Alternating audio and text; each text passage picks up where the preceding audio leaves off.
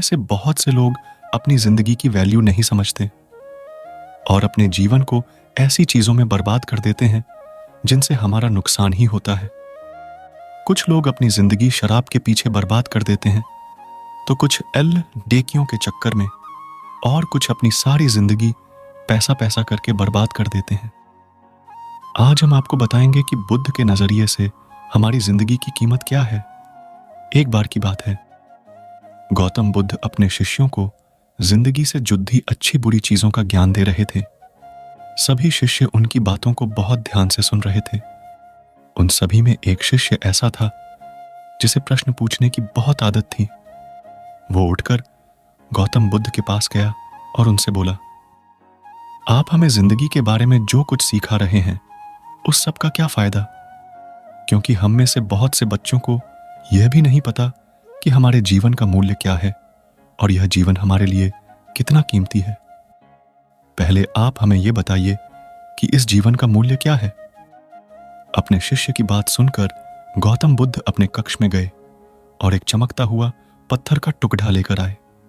वह टुकड़ा उन्होंने अपने शिष्य को दिया और बोले, मैं तुम्हें इस जीवन का मूल्य तब बताऊंगा जब तुम इस पत्थर का सही मूल्य पता लगा कर आओगे। साथ ही यह ध्यान रखना कि तुम्हें यह पत्थर का टुकड़ा किसी को बेचना नहीं है। गौतम बुद्ध की बात मानकर वो शिष्य बाजार की तरफ चला गया।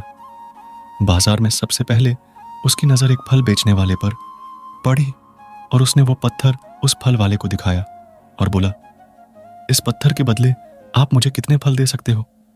फल वाला बोला, यह पत्थर कुछ खास तो नहीं है, लेकिन फिर भी इसके बदले में तुम्हें 10 के लिए दे सकता हूं। वो शिष्य उस पत्थर को लेकर आगे चला गया। फिर उसे एक सब्जी वाला मिला। शिष्य ने उस सब्जी वाले से उस पत्थर की कीमत पूछी। सब्जी वाले ने उस पत्थर को ध्यान से देखा और बोला, इस पत्थर की कीमत के बदले में तुम्हें ज्यादा से ज्यादा एक बोरी भरकर सब्जियां दे सकता हूं। इसके बाद वह शिष्य उस पत्थर को लेकर एक सोने के व्यापारी के पास गया। उस पत्थर के टुकड़े की चमक देखते ही उस सुनार ने उसकी कीमत 100 सोने के सिक्के लगाई।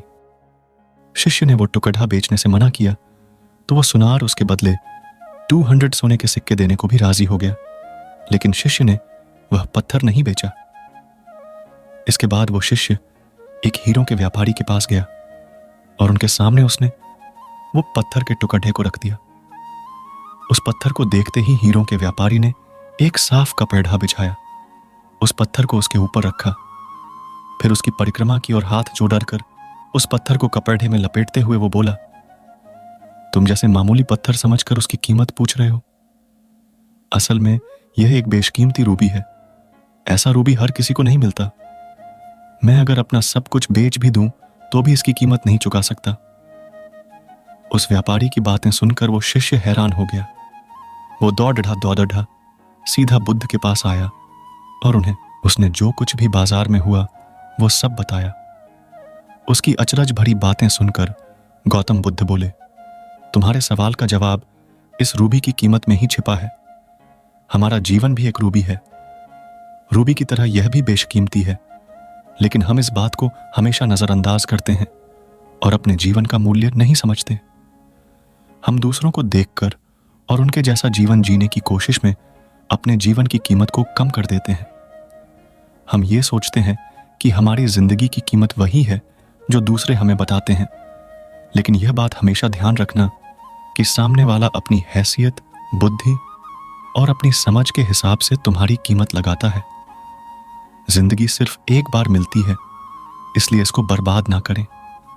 अपनी जिंदगी को उतना ही कीमती समझे जितना कीमती आप अपने बैंक में रखे रुपयों को समझते हैं।